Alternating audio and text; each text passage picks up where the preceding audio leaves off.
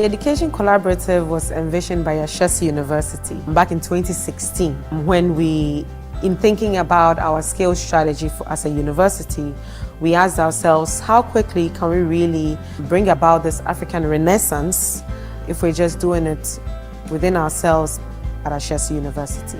So in thinking around this goal for transformation, we asked ourselves, could we rather bring along other institutions on the continent who buy into this similar vision to work together to really rapidly and quickly scale the outcomes for students on the continent. And so in achieving that, we've had to work through the differences in culture, the differences in context, the differences in types of institution, right? So those have really been our biggest challenges. And in tackling that, we've had to take a very organic approach to building the relationships and the connections that we've established in the Education Collaborative. So I would say the university leaders really have been our biggest ally, working through the kinks together, working through how to collaborate more efficiently and effectively, and helping us to determine where to prioritize resources and efforts to ensure the best outcomes. Also, a very notable ally has been the Mastercard Foundation in believing in this vision, in this initiative, and supporting through its resourcing for the next few years. In the last 3 years, we have been rolling out our 10-year strategy, ending in 2030. In doing that, we've really figured out how best to set up a regional hub, because the Education Collaborative is organized or implemented through regional hubs to drive further contextualization and relevance of the solutions and the sharing that happens. And in the last 3 years, one of the biggest successes is setting up these regional hubs. We set up East African Hub with about 10 institutions being the anchors in that region. And then we set up with the West Africa regional hubs with close to 15 higher education institutions really driving priorities in that region. So the future looks like institutions seamlessly working towards one goal for transformative higher education in Africa. And I think that's one of the biggest goals we are working towards in the Education Collaborative, to build a certain culture of trust such that institutions at any point feel like they can rely on each other to learn, to address challenges, and to make progress in giving quality education to the students that come through their systems and structures. What to expect at this year's convening? Besides really engaging with what has been happening in the Education Collaborative over the last 3 years, connecting with leaders, faculty, staff, as is typical for all Education Collaborative convenings, there's also going to be some real engagement outside of sessions, right? Connecting over networking sessions, cocktails, some dancing, discovering Accra together, and also just learning about the Ghanaian hospitality. We'll get a chance to visit the beautiful Ashesi University campus as well throughout through the period. And one of the things we're really looking forward to drive is connecting first as people and as people in Africa, and then building on that, connecting as people in Africa who are trying to achieve one vision for the continent.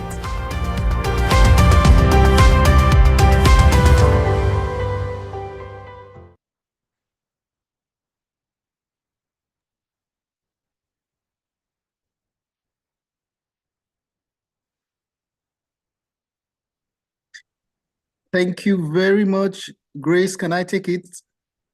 Yes. Okay, thank you very much. Good day, everyone. On behalf of Covenant University and the Education Collaborative, I want to welcome you to this third webinar in the webinar series on grant writing. To welcome us and to give an introductory remark, I would like to invite the Vice Chancellor of Covenant University, Professor Abiodun Adebayo. Over to you, sir.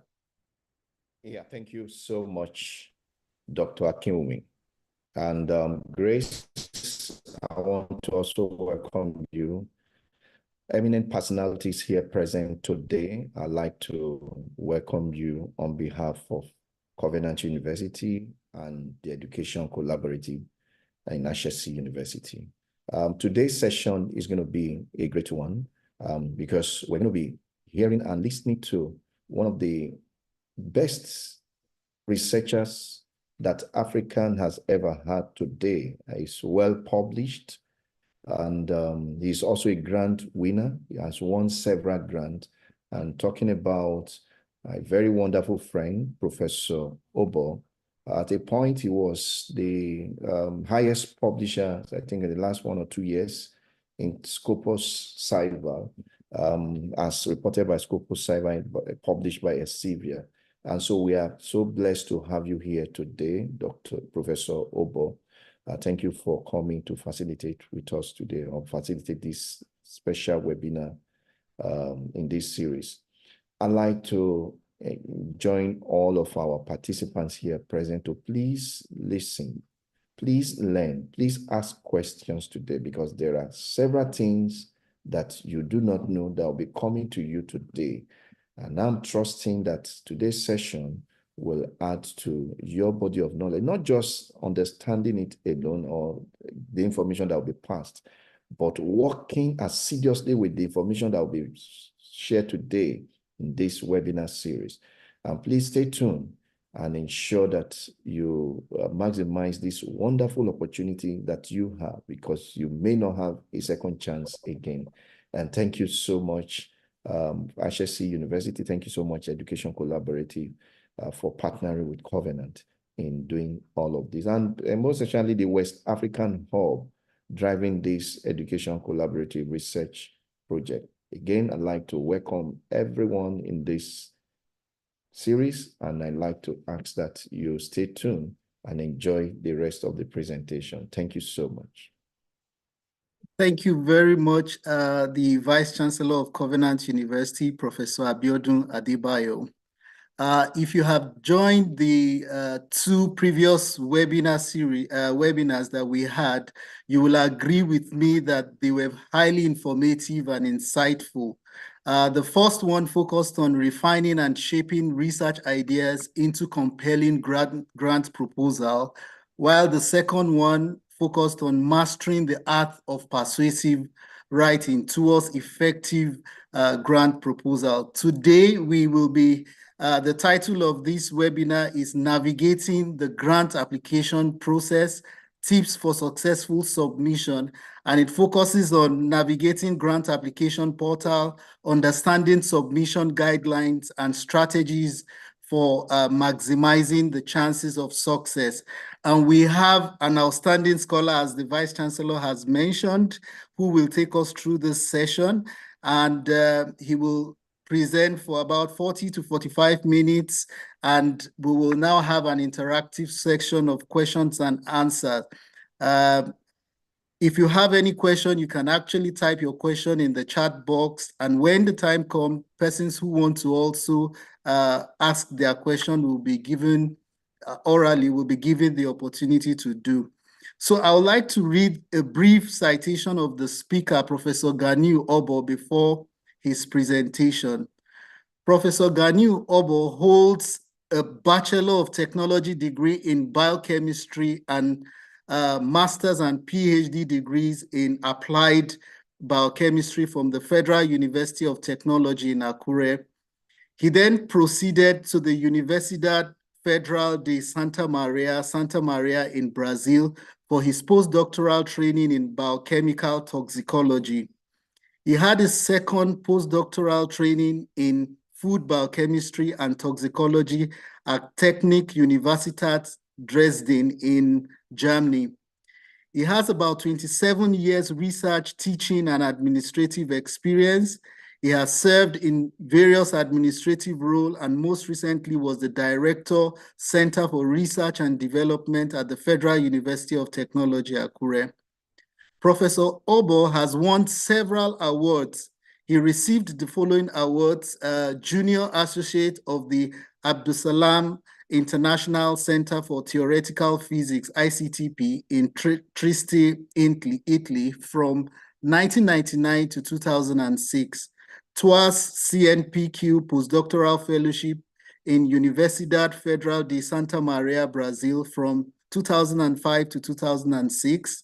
Alexander von Humboldt Postdoctoral Fellowship in Technic University, Dresden from 2007 to 2008, and Trier University of Applied Science from April to July 2018, both in Germany. Karl Twas, visiting scholar at the Institute of Nutritional Science, Chinese Academy of Sciences, Shanghai, China in 2009. He has won several research grants from donor bodies such as African Academy of Sciences, the World Academy of Sciences, International Foundation of Sciences, Alexander von Humboldt Foundation, CNPq, and Tertiary Education Trust Fund, TED Fund in Nigeria. He was awarded the Best Researcher in 2009 and 2012, and the Best Inventor in 2018 at the Federal University of Technology, Akure, and has received a couple of other awards. He was a visiting scientist to the Department of Life Science, University of Trieste, Italy from 2003 to 2014, and the Department of Life and Environmental Science, Università Politecnica di Marche, Annonca in Italy in 2014 to 2016.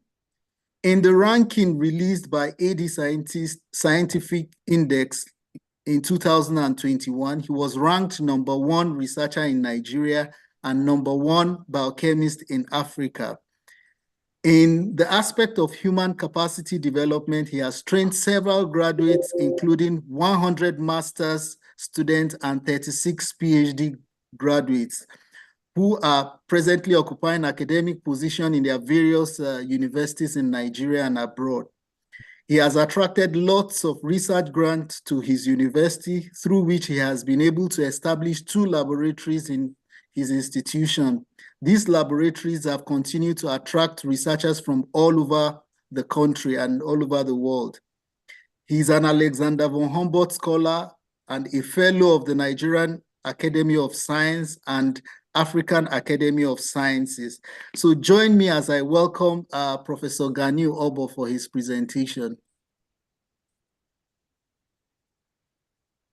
Over to you, sir.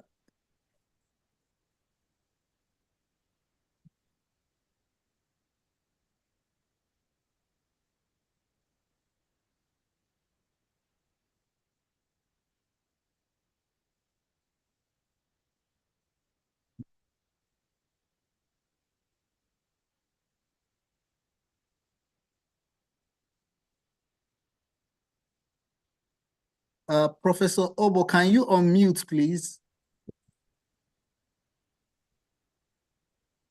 Yeah. Okay, thank you, sir. I say I want to thank the Vice Chancellor of Covenant University, Professor Abiodun Adebayo. He's a good friend, and we have the same mentor. So within the next 30 minutes, I will be telling you something I know about grantmanship, and I hope the little I will tell you, you will benefit, if not much, a little. So I'll be speaking on navigating the grant application process. Tips for successful submission.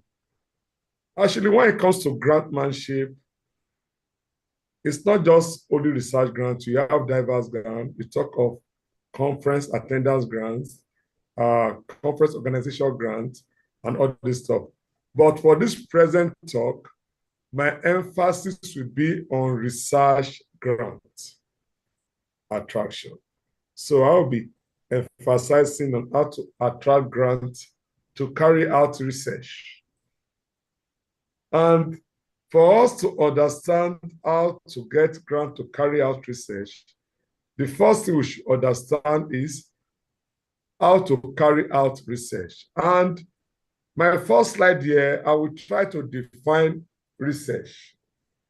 And from my slide, I try to say that research is the systematic collection, analysis, and interpretation of data to answer certain questions or solve a problem. But from my observation over the years, most times we claim we are doing research, but in reality, we are not doing research. What we are just doing is data collection. So that's why I try to define research. And the next thing we want to know, why do we do research? Why do we undertake research? I gave 3 reasons. One of the major reasons why we carry out research is to solve existing problems. Though we have basic research, but one of the major reasons is to solve existing problems. That is the main reason. The second reason is to contribute to body of knowledge, or that's known as basic or fundamental research. While the third reason is to enhance our CV. And you have types of research. Research could be multidisciplinary, which is what we are encouraging all over the place, where people will come from different backgrounds and come with their views and see how we can solve a particular problem. And research could also be either basic or applied research. But what I will always say, people in developing world, in as much I'm not saying that basic research is not good, but the argument is that we have a lot of problems to solve. So, as I was saying, research could be basic or applied. As it is, research could be quantitative or qualitative research. Now, over the years, we claim we have been doing research in our universities. But what we have come to realize that most of the research we have been doing, only very limited research got to the commercial stage. As a matter of fact, most of the research we are doing is just for promotion, at least production of publication for promotion and career advancement. As a matter of fact, there are few inventions and there are few patents. So when it comes to R&D, vis-a-vis the way we are going about it in our institution, we are not doing well at all. Now, in recent time, what we are promoting is not just doing research for the sake of doing research. Mostly from the beginning of this millennium, what we have been promoting is need-driven research. As I commonly say, you that will win research, you must understand the sustainable development goal. What is the goal of the world? How is your world thinking? And to win a research, you have to align with this goal. Take, for instance, in Nigeria or other African countries, there are obvious problems. There are problems of food insecurity. So one would expect that if you are packing a proposal for grant, you should be able to address the problem of food insecurity, security challenge, poverty, natural disaster, and the economic problem. So there are a number of problems. So one would expect that if you are going to carry out a research, if you want donor bodies to put their money on research, you need to address one of the sustainable development goals. Now, how do you select research topics? Because what most people do, they just go and pick somebody, research, adopt it. No. How do you develop research topic? It doesn't have to be a rocket science here. You can develop your research topic based on personal experience. You can also develop your research topic based on evaluating the effectiveness of an intervention. There could be a curiosity outside there. You can develop your research topic around that. Then it could be something around the state of knowledge in the field, solving a problem, or topics under discussion, the issue of personal values like integrity, honesty. You can develop your research topic around that one.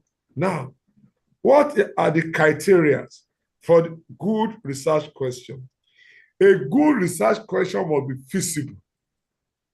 Feasibility. It's not just saying having a good idea. Can you execute the idea? So feasibility comes readily when you're talking of a good research question. Another that comes readily is how interesting is the research question. It must be interesting. There must be the issue of novelty, and there should be ethical issue, and very importantly, it must be relevant. It must be very relevant. Now, having gone through those things, you have been able to develop your idea. The next question you ask yourself is, my idea really good? You may seek out, go around, seek people's opinion. Though usually there is this fear that somebody may steal my idea, but the truth is that what is inside you cannot be stolen. So you can seek the opinion of one or two people to see if your idea is really good. Having established that your idea is good or not, the next thing you want to do is that, do I have the competency to carry out this research? This will not determine how you are going to form your research team. Getting people with necessary competency to join you in doing their research. And the next question you will have to ask yourself, will the founders be interested in my research idea? Sometimes you can give them a call. And there's a reason for that. There are some research, probably your research is basic, and the founders are interested in applied research. Or probably the founders, their interest is on earth-related research. Or probably the founder, their interest is climate change, or it could be an environmental issue, it could be agriculture. So you can find out that this is my idea. Would the founders be interested in putting their money into it? Now, key element to successful grant winning. The first thing is that for you to win a grant, you must be able to identify a research problem and should to have an innovative idea on how to solve it. That's the first thing. And the second thing is that is appropriate planning of budget. Some people, yes, they have a good idea, they have a good proposal, but they have horrible budget. Either the thing was over budgeted for or under budgeted for. So those two major components determines if your grant application will be successful or not. Now, what are grants? Grants, they are not loan. They are not loan.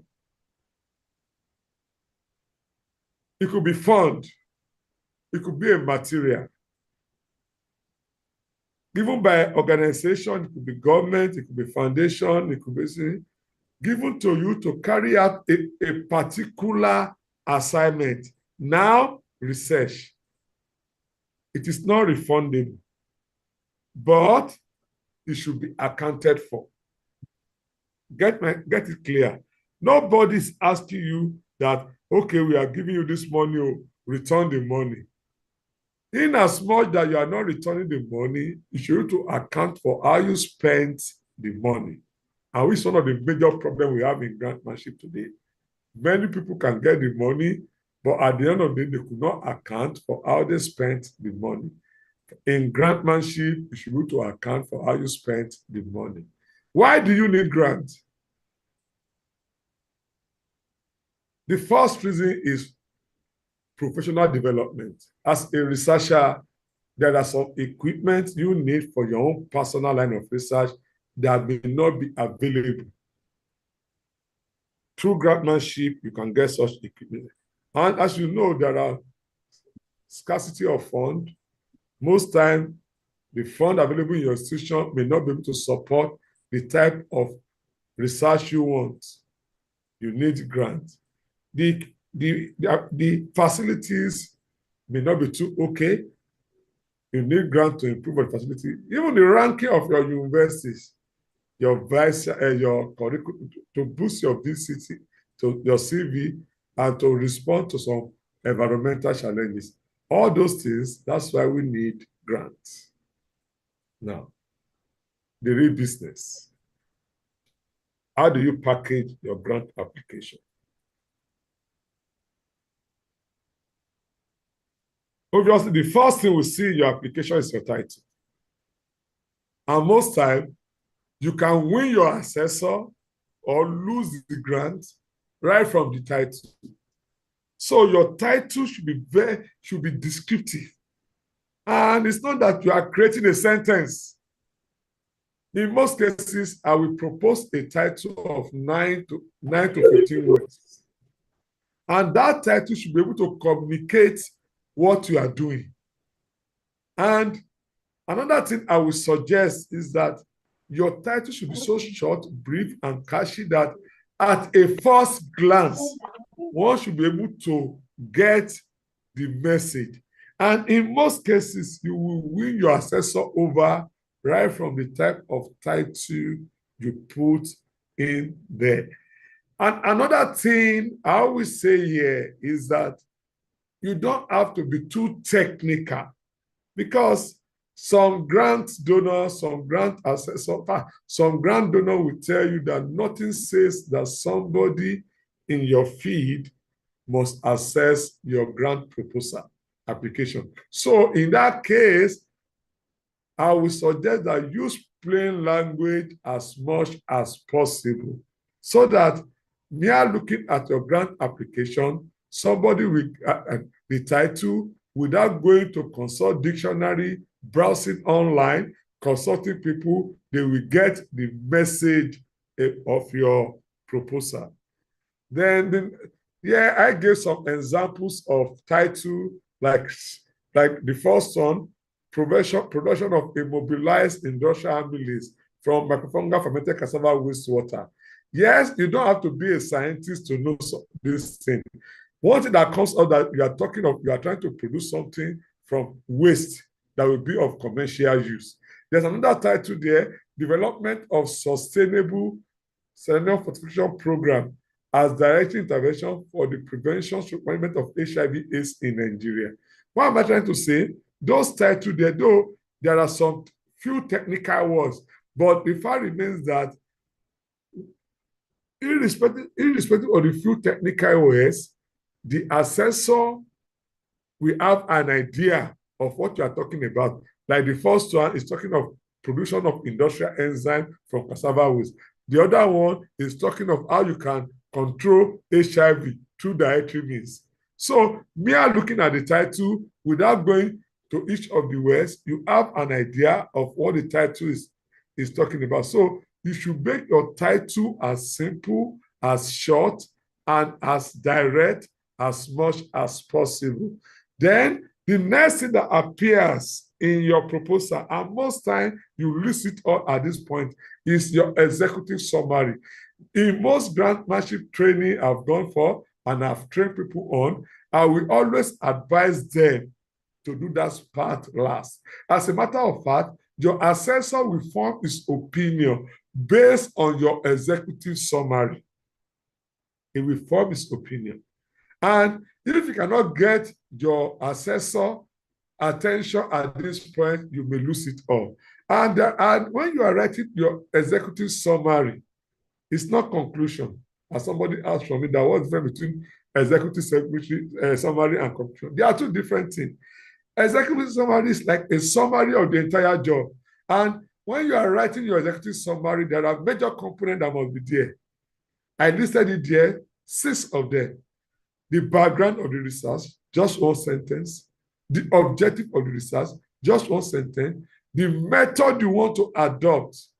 Yes, what to expect from the research, and the duration of the research, and the cost. In fact, I know there are some grant applications.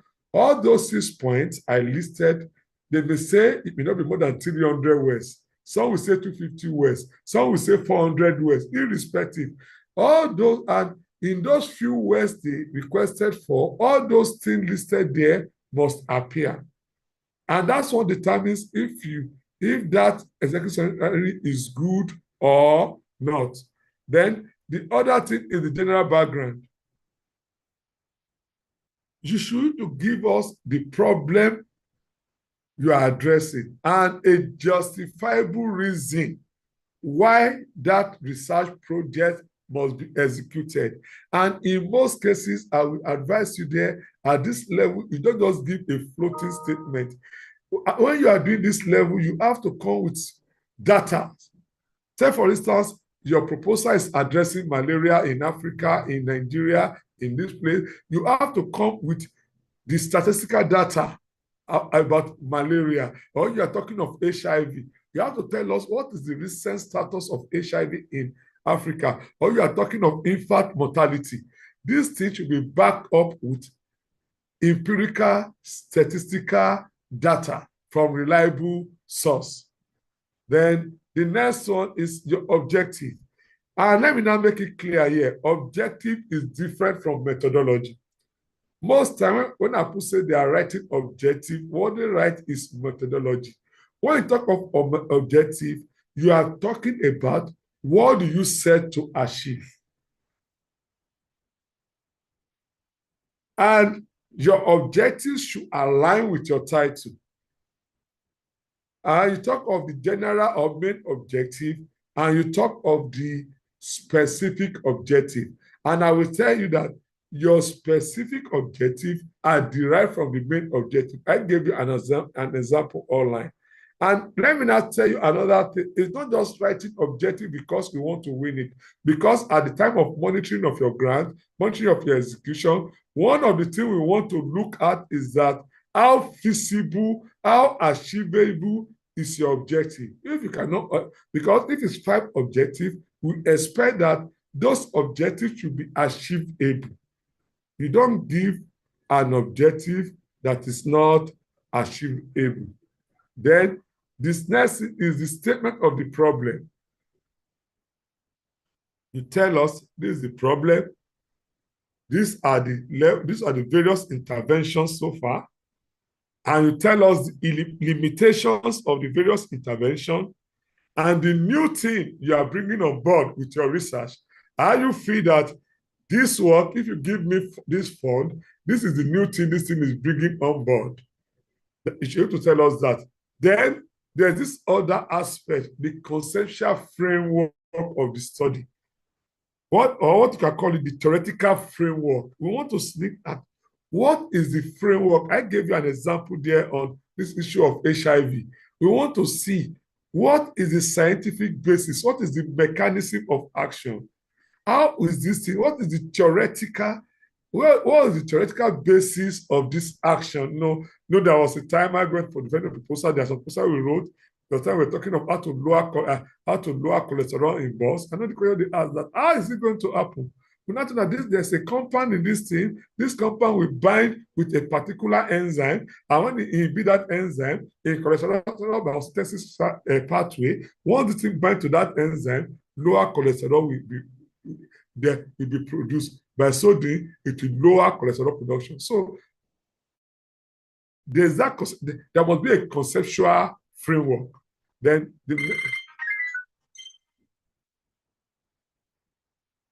please, I'm very sorry. Let me put this in silence. Then the next thing we want to know, and then let me now also say something here. When you are writing conceptual framework, which are like the biochemists, the mathematics, the people in mathematics, or this guy.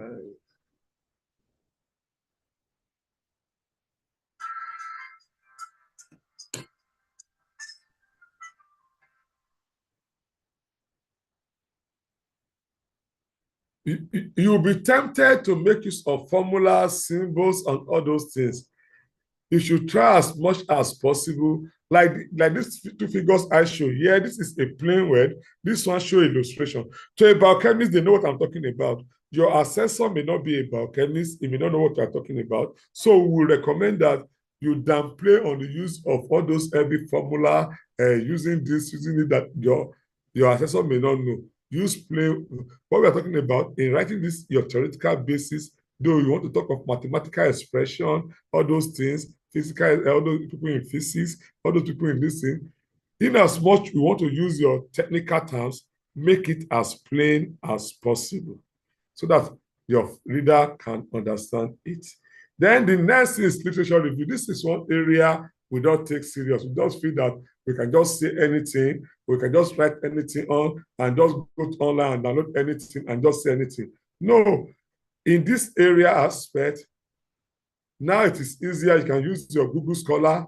You can go to your Google Scholar. You can ask, give us recent literature, recent thing, updated thing in this field.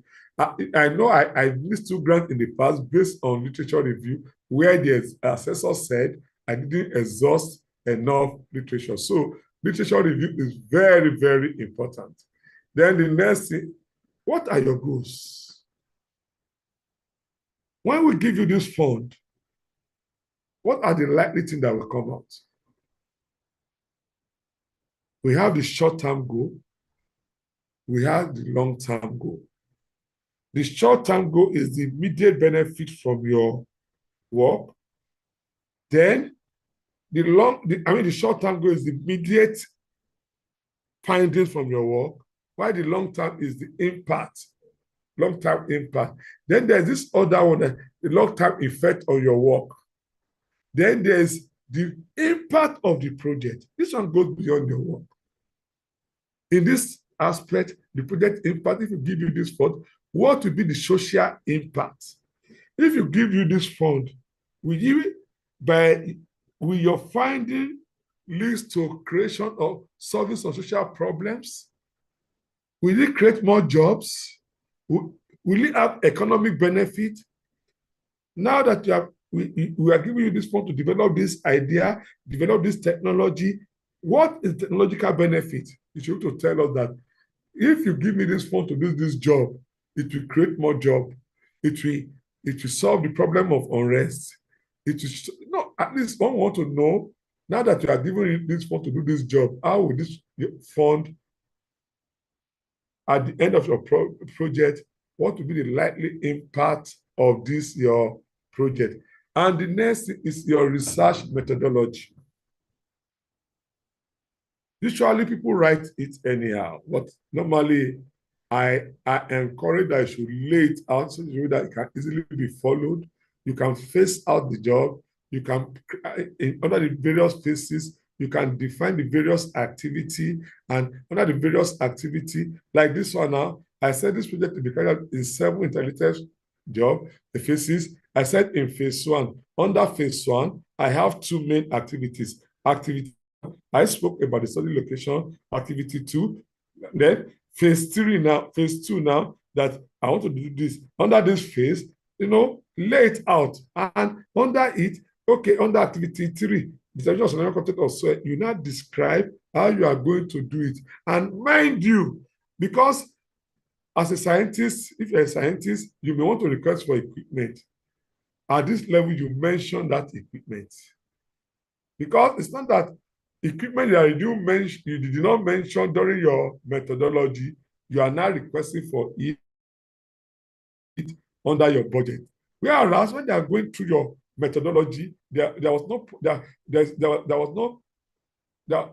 didn't indicate it at any point that you will need that equipment. So you have to indicate the equipment and put appropriate reference of the various methodology you are using. Then the next thing is activities and output. Yes, you want to find out each of the activities you have laid out. There should be an indicator to show that you have achieved it. If you are, let's say under phase 1 of your job, you have activity 1. On that activity 1 that say you are doing, there should be indicators that will show you have achieved that activity. So, and that will go for all the phases and all the activity you have laid out.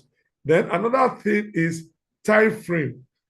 You have to give, though usually I recommend Gantt chart, and I've showed you a typical Gantt chart there, that each study, each activity, you have the Gantt chart there, the year, the duration, and you have the layout.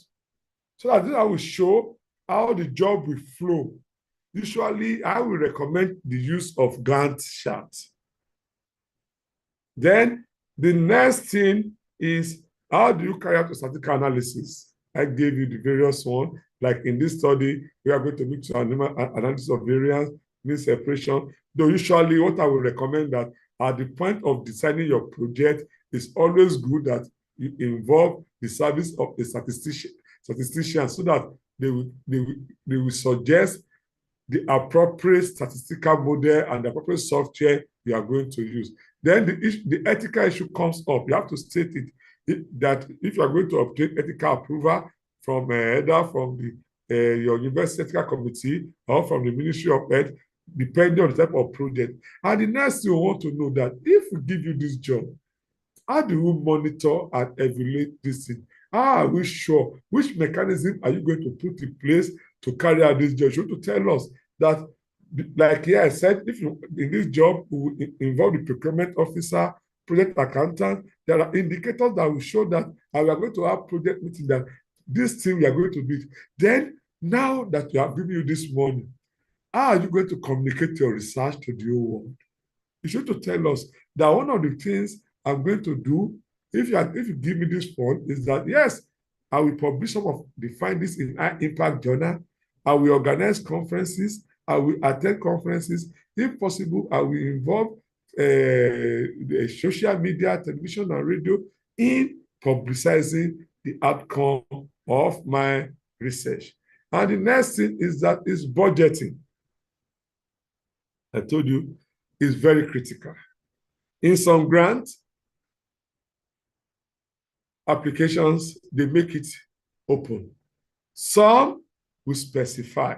They will tell you the percentage for personnel, the percentage for equipment, the percentage for consumables.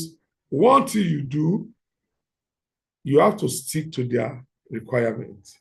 If they say 20%, don't go out of it. They may use it against you. And if they say the total budget, the total money we can give is 50 million, don't go beyond 50 million. Then, why do we have budgets? Most of the budget. Number one, it gives you detail of the costing. It helps you in planning. It helps in the effective management of your grant. It helps in resource allocation, and it helps in accountability. Then, there's a comment here, because many a time we don't take budget serious. Budget preparation is as important as preparing your grant application. Then, team member, this is very important. Constituting your team is not issue of patronage. Let me put all my friends there. No.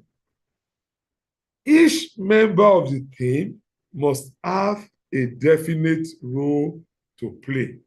So you should specify what that fellow, what he will be doing in that thing.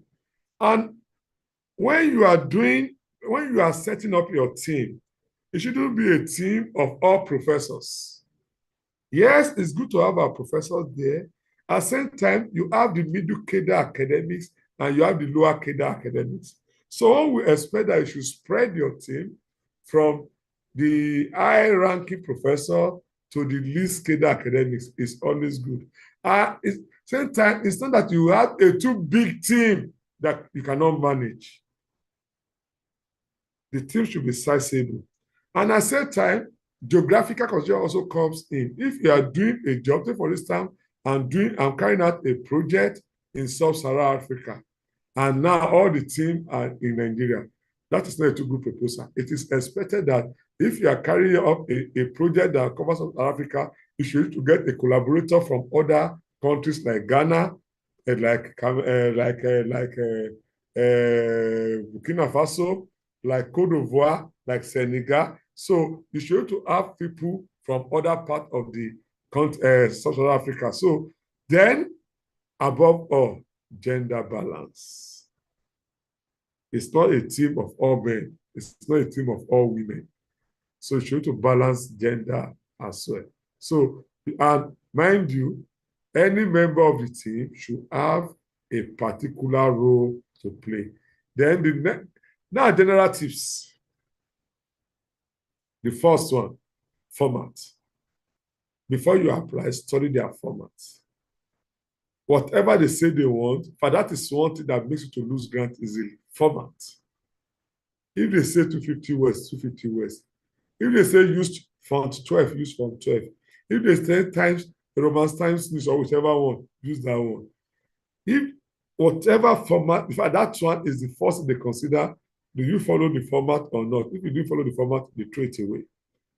Then your proposal should be focused. I've spoken a lot on budget. Then sometimes when you are doing this thing, you can be frustrated. Just take time off. You can come back later. Then make use of graphic as much as possible. Make use of map. Make use of pictures. Make use of graphs, bar chart. They communicate message easily. Then submission deadline. I will advise, don't always wait till the last day. If possible, I've solved it on 2 grant applications. You know, there was one, I submitted the thing the last day. Unfortunately, when we were loading the application, we didn't load the budget justification. And the donor body, they wrote me, I didn't check my mail until the following day. When I got the mail, I wrote them, they said, no, I cannot submit. The other case is that I submitted the application much more earlier, 4 days, and I had a similar problem. They just opened the portal for me that since it's not a deadline, you can still resubmit. Like in Nigeria, some of those things I know, most of the time, I don't have to start mentioning a donor body, that most of the time in the last day, since people want to submit, there's very likely that their site will crash. So usually I will advise that you avoid the deadline. Then another thing is that make sure your application is simple, short, and direct. And it should be user-friendly. It should not be frustrating. And if you know your English is not that good, you can, after writing the whole thing, you can get somebody to help you fine-tune the thing. All those syntax error, grammatical error, structural error, they can help you to reformat it. Then now you have written, you have submitted. Yeah, there are only 2 possible outcomes, and to every grant man, it's a common thing. It's a common thing. Those are the 2 possible outcomes. You either jubilate or frown, and those are common results. I've had both. Many of both, not just one, many of both. But whichever way, when you have this one, where it's called that most time, people whose grants were rejected will not talk. It's those people that celebrate. And I told you, it's a common thing that you experience in the palace of grantmanship. What happens if your application is rejected? What do you do? Once your application is rejected, just relax. Go through the reason, and you can repackage it for the submission. In fact, from my experience, most people that won one grant or the other, usually that application is not the first time that they are submitting it. Yes, some people can win on first trial, but many people, it's not their first trial. So the popular language in grantmanship palace is winners don't quit, quitters don't win. So the fact that your grant application is rejected does not mean you cannot win again. Then why are proposals rejected? Why proposals are rejected? Number one, if you are not adding, they look at the research, there's nothing new, the thing looks so ordinary, there's no novelty. If your research is not focused, it's neither here nor there. If there's no originality in your idea, if your objectives are poorly stated, and if your executive summary is poorly written, your proposal may be rejected on that ground. Apart from that, if what you are addressing, take for instance, you are writing a proposal in Nigeria, we know our challenge, problem of hunger, things are expensive in market, problem of insecurity, and now you are not telling us that I have an idea. I want to write a proposal on how I can develop atomic bomb from renewable biomass. Nobody will give you that grant. That will tell you that is that the issue now. If your budget is outrageous, and if your proposal is localized, if it's not of national interest, or if the idea is too shallow, or if the methodology cannot address the research goal, proposal can be rejected on that grant. Another thing, if your institution does not have sufficient capacity to support the job, and if the PI is not qualified enough to lead that project, that grant can be rejected on that grant. Now, those are some awarding bodies, international. We talk of Academy of Science or Developing World. They advertise for grants always. Swedish National Development Agency, SIDA, they advertise for grant. Alexander von Humboldt Foundation, they give grant. African Academy of Science, they also give grant. Chinese Academy of Science, they give grant. IFS, National Foundation of Science, they give grant. DFID, ICGB, IDRC, European Union, they give grant. Locally, like in Nigeria, you can talk of TEDFund grant, you have Senate Research grant, and many parastatals, they give one grant or the other. Now, by way of conclusion, I will say this. In grantmanship, research grants are won, not just by the best, but by the best of the best proposal. So what? You try your best to be among the best of the best proposals. Recommendation.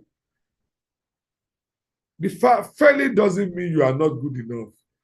It's just an indication that you need to do more work, more to get it better. Thank you for listening. Thank you.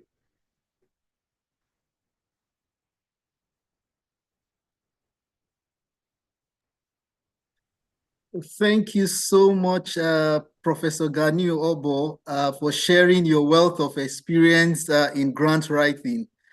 You will agree with me that the tips he has shared are invaluable towards successful grantsmanship. And he talked about various experiences that he has. So without wasting any time, we will be moving to the question and answer session. Firstly, we will take persons who want to ask questions orally. So kindly indicate your raise of hands electronically using the raise of hand icon, and you will be asked to unmute to ask your question. So we'll take the first set of persons that want to ask a question. We'll take 5, then later proceed to ask Professor Obo to answer the first 5. Then later proceed to the next 5. Then later we'll take questions that are in the chat box. So if you have any question, can you indicate by raising your hands electronically?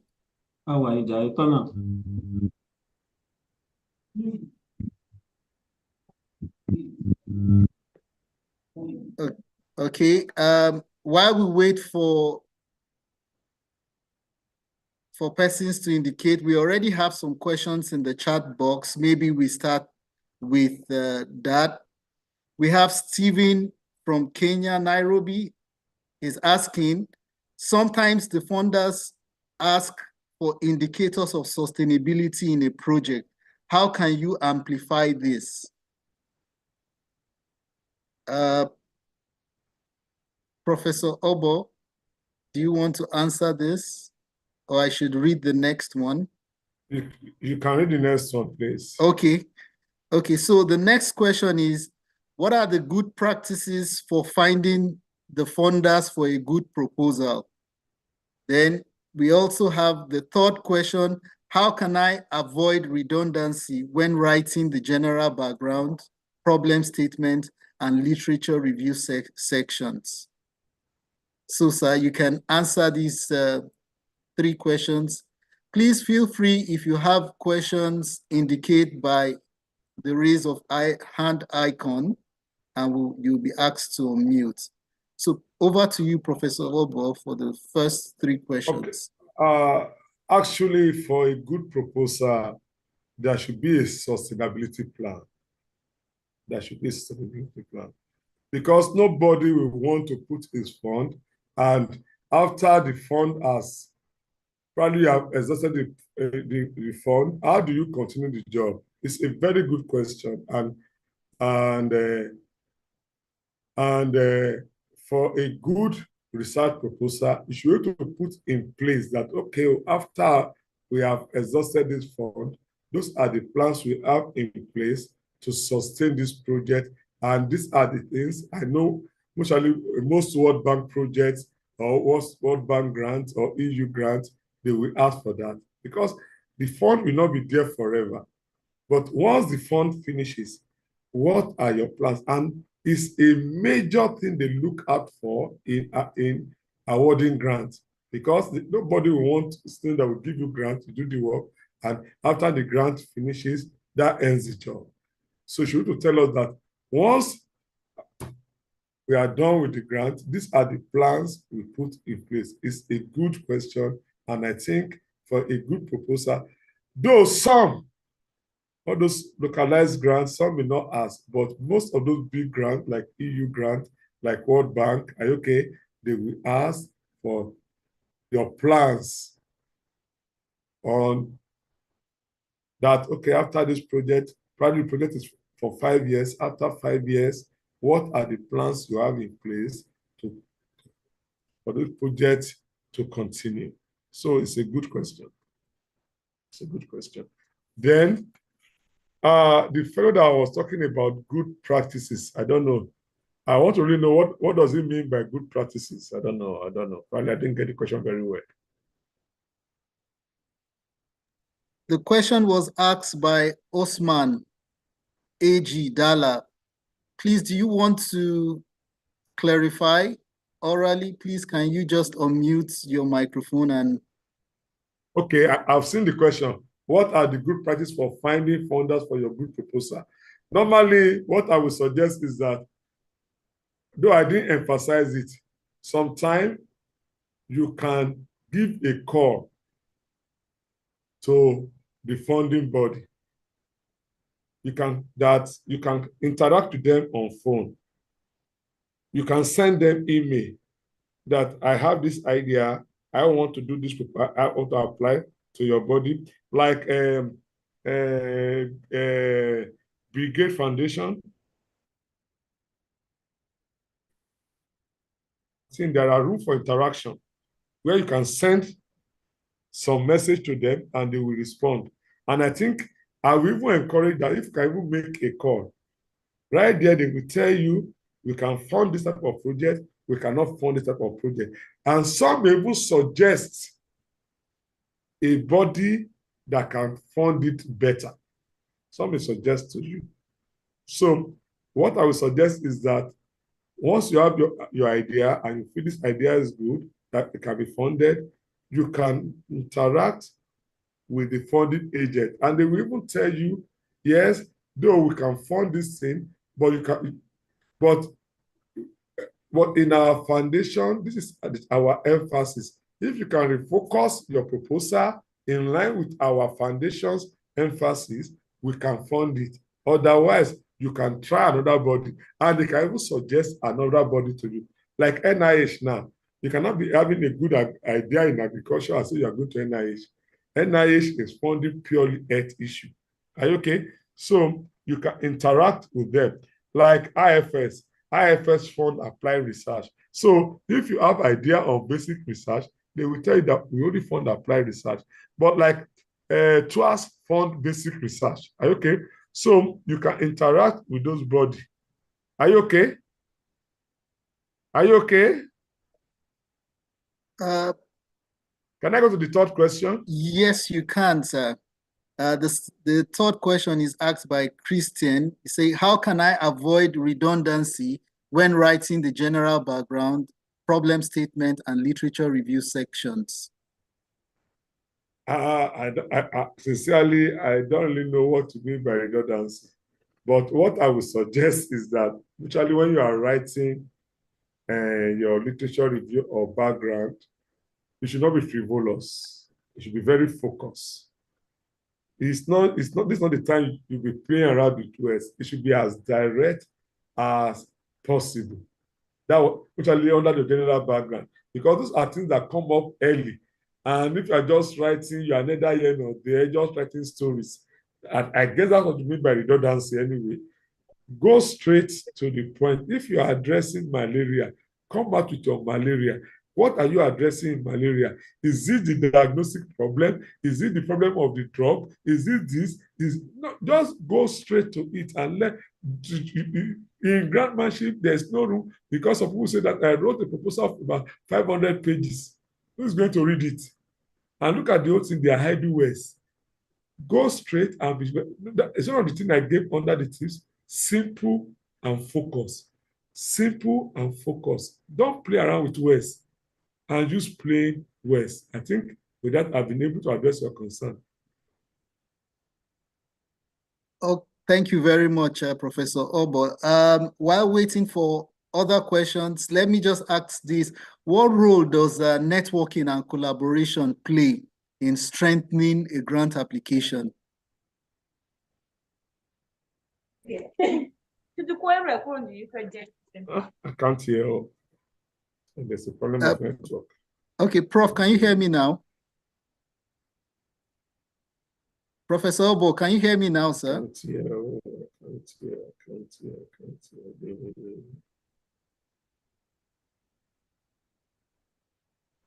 Hello, Professor Obo, can you hear now?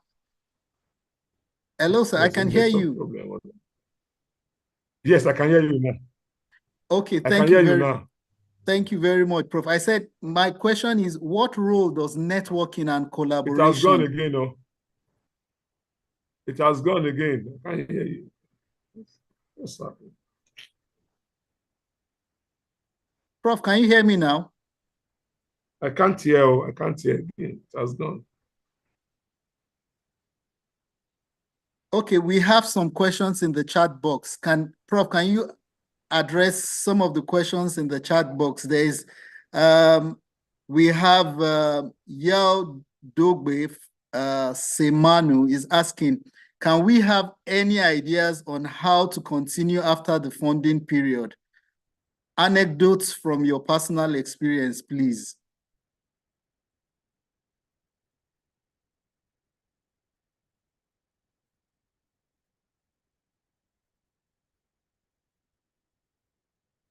Professor Obo, can you hear me now?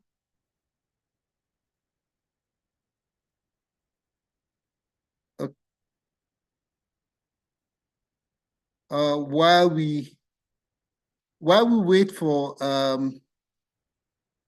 Professor Obo to connect, let me check if he's still connected.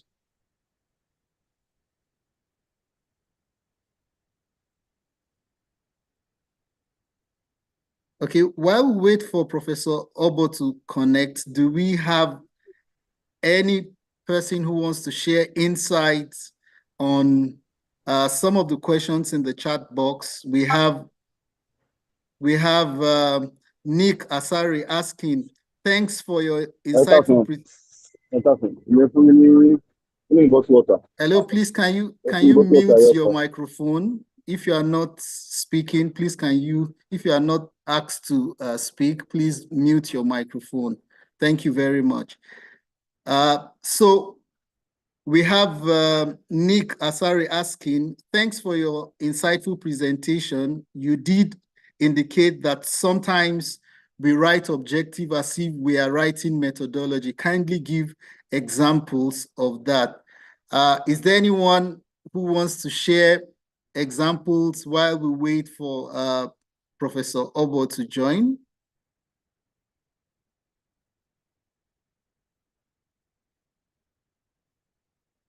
Please kindly unmute your microphone if you want to share any example. Okay, I think Professor Obo is back. I'm back. Okay, thank you very much, Prof. So we have some questions in the chat box. We have Nick Asari is asking, you did indicate that sometimes we write objective as if we write methodology. That can you give examples of that? Okay, let me just give an example. Say, for instance, you develop a beverage or a pharmaceutical product. Probably your first objective is to develop the thing, and the second objective to assess the safety. Okay. Say, for instance, you can say, I want one objective of this thing is to determine how safe is this product. Have it? It's an objective. Somebody can say that I want to determine the liver function, the kidney function. Those are methodology.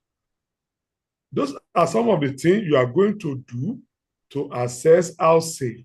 So your objective is to know, is the thing safe? Your methodology is that, how do I know if this thing is safe? I'm going to do acute toxicity study, subchronic, chronic. In that one, I will look at how does the thing affect kidney, how does it affect liver. Those are all methodologies. Are you okay? But the objective is, how safe is this thing? Are you okay? But when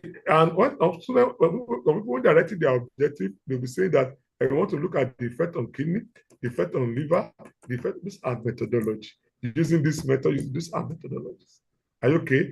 The methodology is to address one thing, which is what you said to achieve. Is this thing safe? Are you okay? Then those are the things you are going to use to know if it is safe.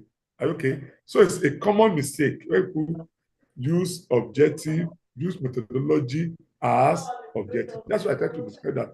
Objective is what you set to achieve. Methodology is how you want to achieve it. So because that when you are now writing your methodology, you now write a methodology based on each of the objective. Like objective 1, I want to achieve this. This is what and what I want to do to achieve this. Objective 2, this is what and what I want to do to achieve this. That's what I'm saying. Thank you.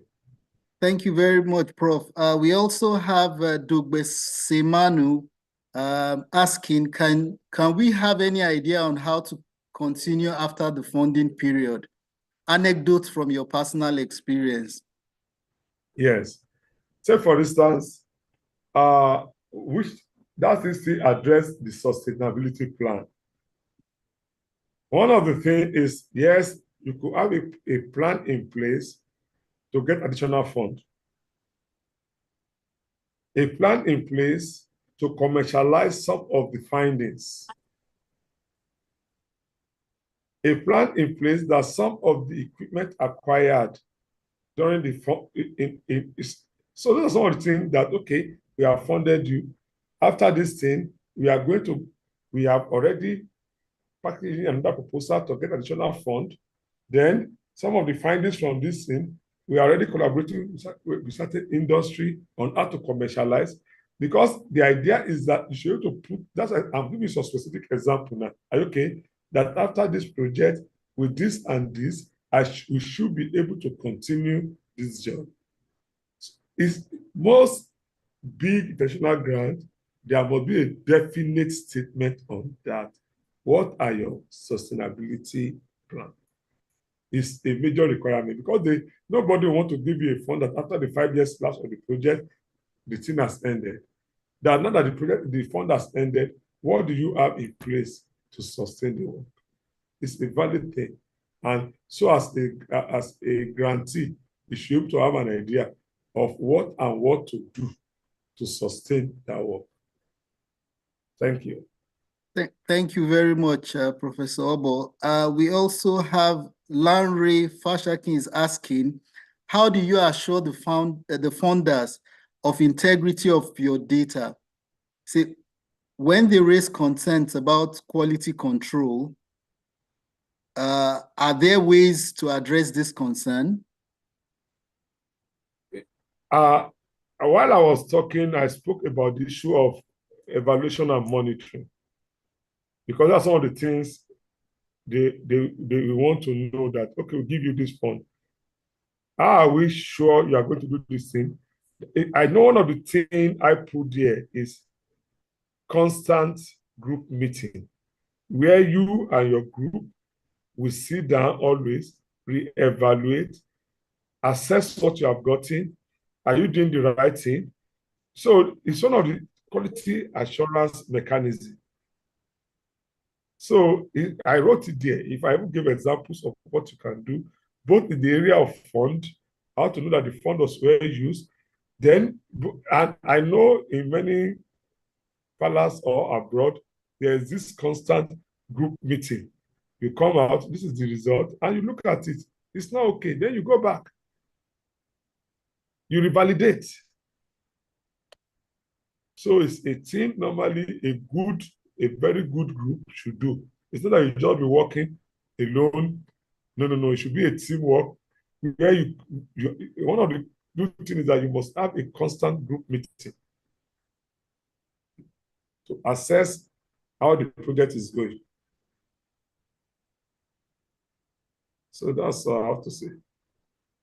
Thank you very much, Prof. We have another question here. How can we how can we have access to a detailed template for research grant application? Actually, each organization has its own template. What I gave is a general overview. Though they have some things in common, those that they have in common, that's what I gave. Each team, each granting body has their own pattern. Some may just say, send us a 4-page concept note, like Welcome Trust. They will not ask for application directly. They will ask for concept note. Then, the successful concept note, they will not say, go and develop a full proposal. So, it varies from one donor to the other. Some will just give you, in fact, some you may never go that detail. So it varies from, that's why sometimes when you are now navigating online, see each donor body, what I've given is the general thing. Because all of them, something is common. They will ask for your title. There will be objective. There will be background. There will be methodology. There will be expected output or impact. There will be budget. There will be literature review. Those are common to all. But the emphasis now varies from one donor body to the other. So that's it. Thank you very much, Prof. Babisola Akinola is asking, can a team of researchers be from different institutions? Then must the researchers be from the academia? Let me just start from the real. Nothing says they must be in the academic. I've won some grants. Some of my collaborators are from Research Institute. Like in Nigeria, I have collaborators from FIRO, I have from NASDA, So it doesn't have to be from academia. Then number two, nothing says, in fact, most grant body will want spread. I said, say for instance, you are doing a work that covers South Africa, and you are not, all your team members, they are from the institution. That's not a good one. Or even if you are covering Nigeria, you are like the selenium thing. You have to get people from various parts of the country. So nothing says, except if it's a localized grant from the institution. But if it's the international one, national one, you have to attract, you have to get other members from other places. I think that's the way to do. Thank you very much, Prof. Maybe finally, what role does networking and collaboration play in strengthening grant application?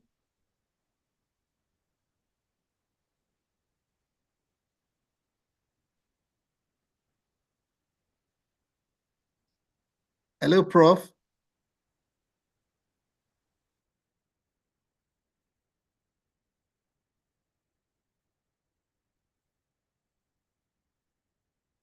Okay, I think, okay.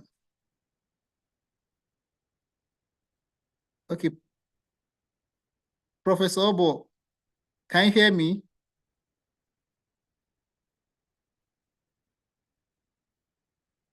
Okay. let's move to the next session. I think we should have the group photograph. Over to the communications unit, but we will, while you're Grace and your Yes, team. Yes,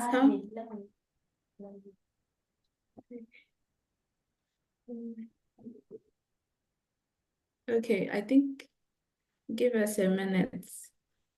Yes, we'll also try to see. Okay, I think Professor Obo is back.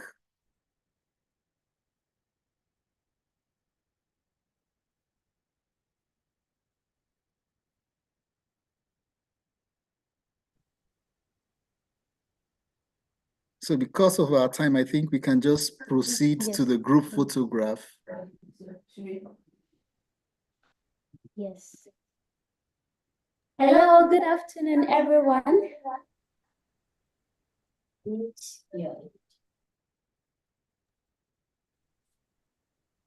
So we're just going to take a photo of our participants. We are all grateful for your joining us. So just put on your video and just give me a smile, and then we will take the photo.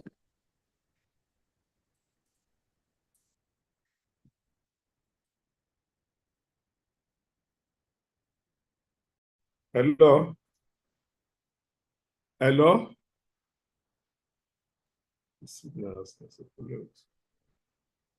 Hello, Professor Obo.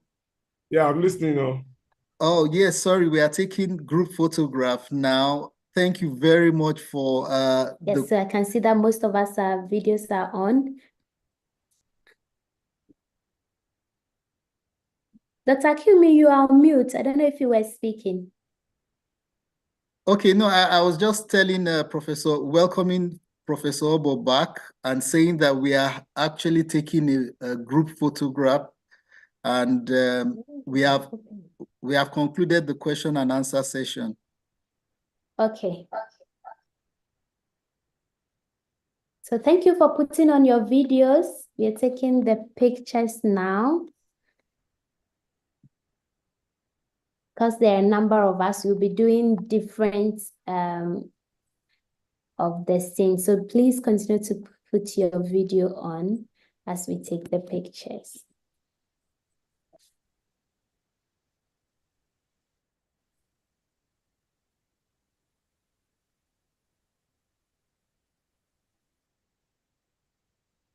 Jessica, I see your pose.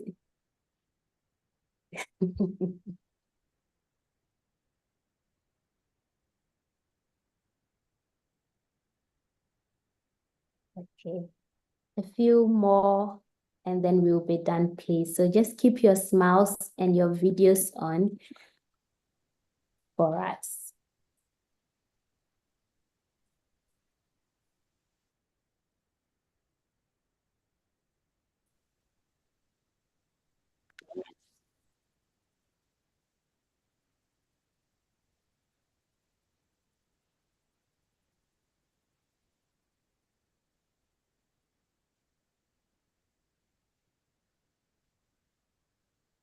Okay.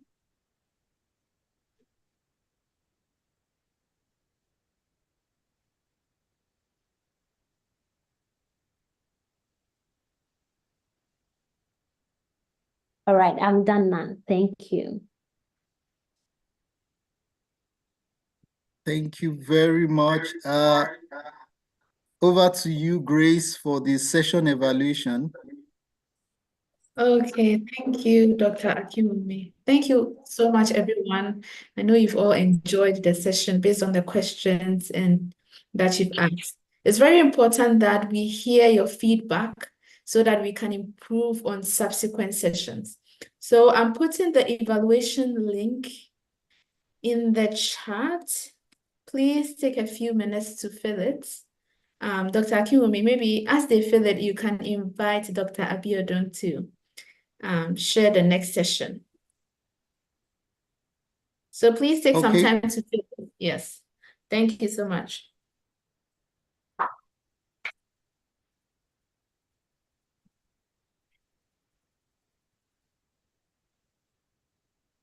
Hello, sir. Please, I have a question, sir. Hello, sir. Hi. Hello, sir. I have a question. Sorry, we are through with the question and answer session. You can type your questions and we'll get it across to the speaker. Thank you very much. Okay, sir, this one is something that you can answer.